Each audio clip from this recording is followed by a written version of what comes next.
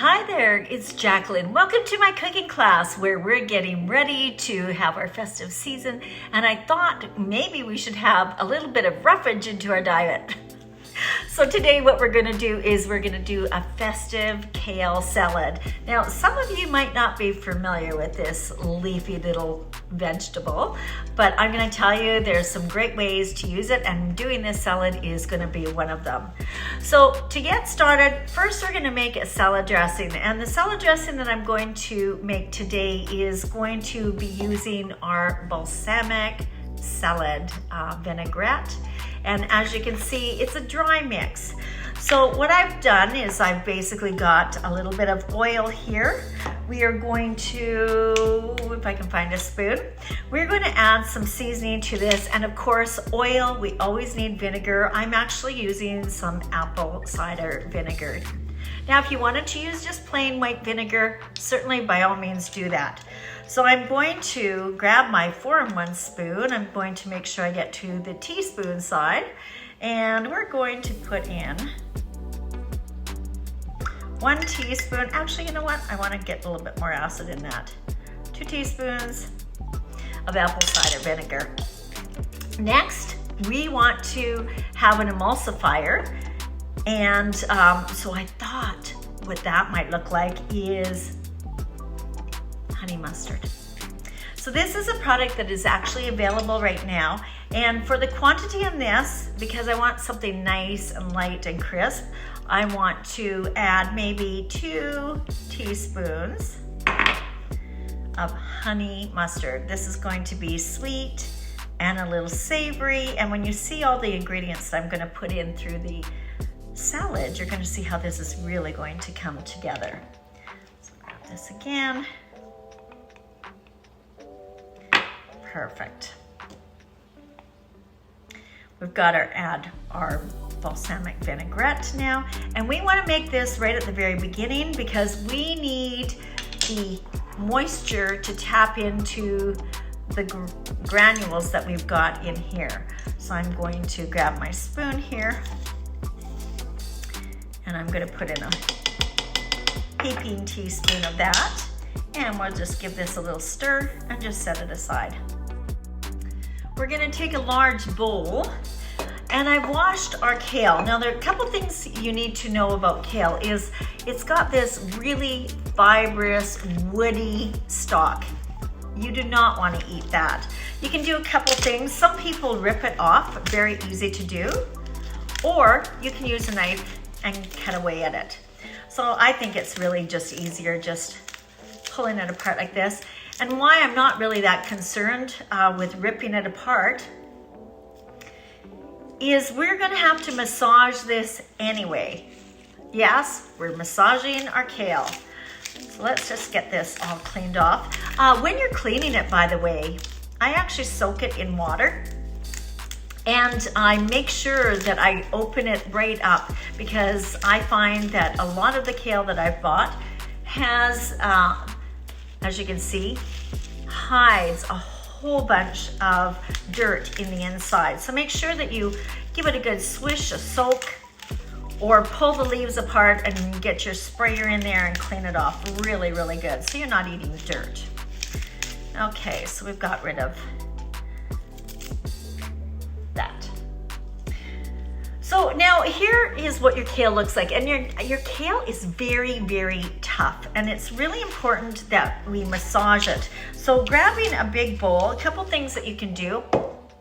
Put a little bit of salt in it. So I'm just going to grind a little bit of salt, and then I'm also going to add just a squeeze of lemon. Now, why do I want a squeeze of lemon?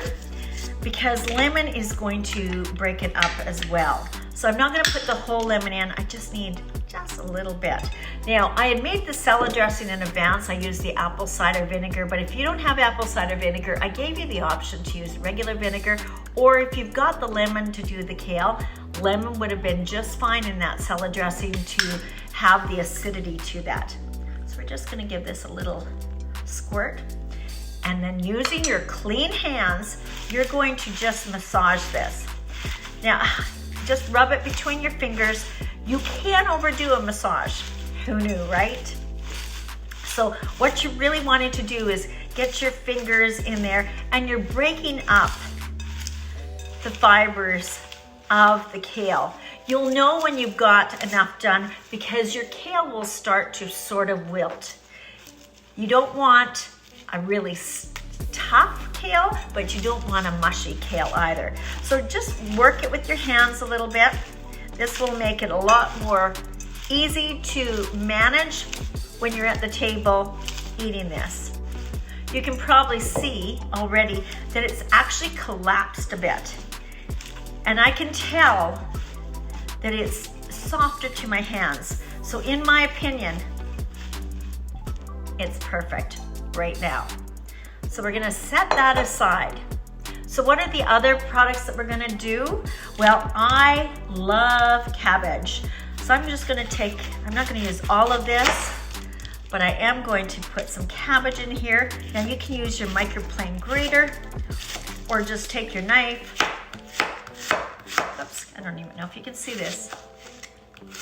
And we're just gonna cut this.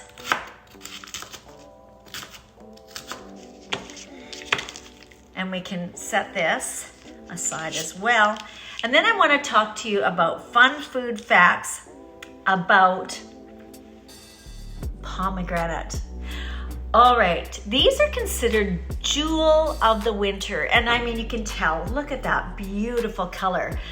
You can buy, these pomegranate seeds in containers, super expensive. And right now, if you're shopping, you'll probably notice pomegranates everywhere. This is the season of pomegranates. Pomegranates are basically two words put together, pom meaning apple and granite meaning seeded. So apple seeds.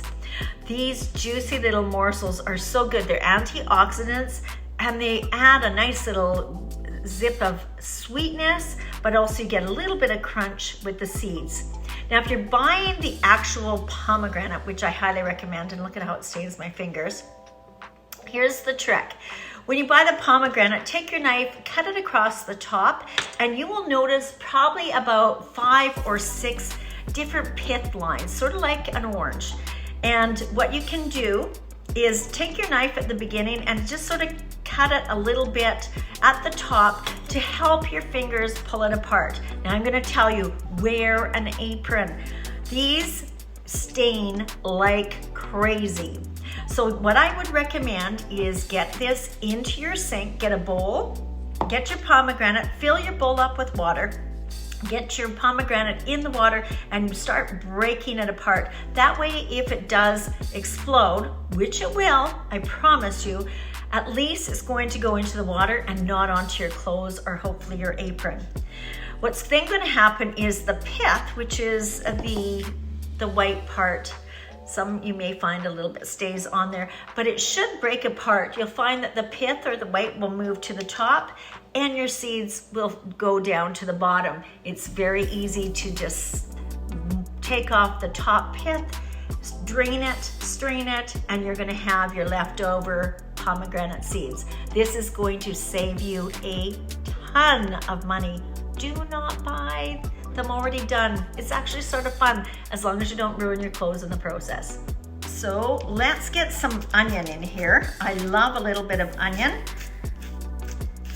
You can decide how much you want to put in it, and depending on how intense your onion is, sometimes I find some onion is just really, really, really pungent.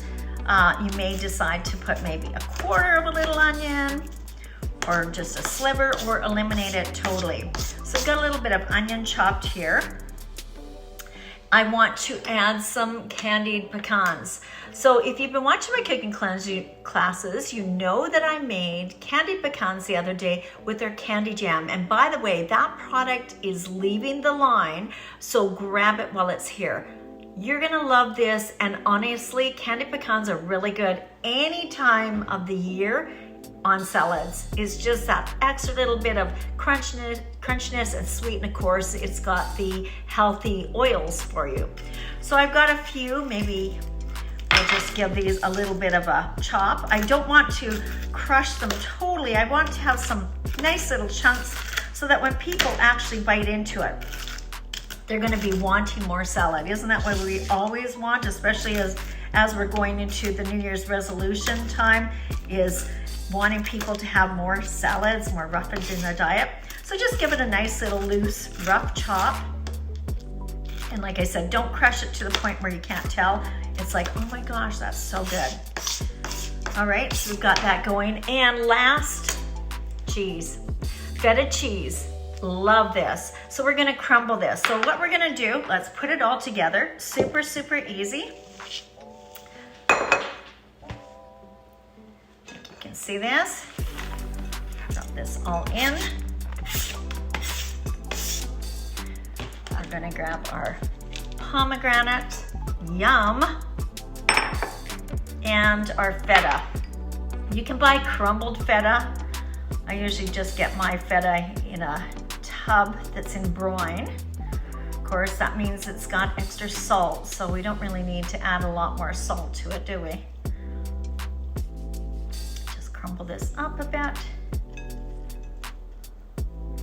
And now all we need to do is toss it with our dressing. Now, normally when you're doing a salad dressing, you don't want to, or salad I should say, you don't normally want to put the salad dressing far in advance because it tends to wilt your lettuce. The beautiful thing about kale and why you're gonna fall in love with it is because you can put the salad dressing on kale and it's actually good even the next day. So remember I made this right at the beginning? So here we are. We're just gonna pour this on. Grabbing our grip and grabs, let's give this a nice toss, making sure that we get all those flavors mixed in. And then what you can do is put it in a beautiful bowl. This is so festive looking for the season.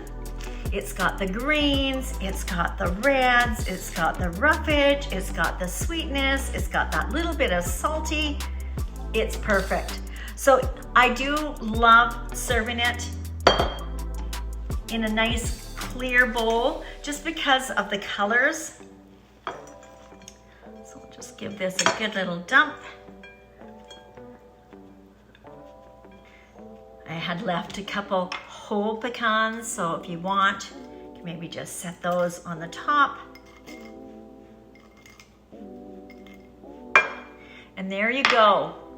A nice, beautiful, festive kale salad for your holiday table.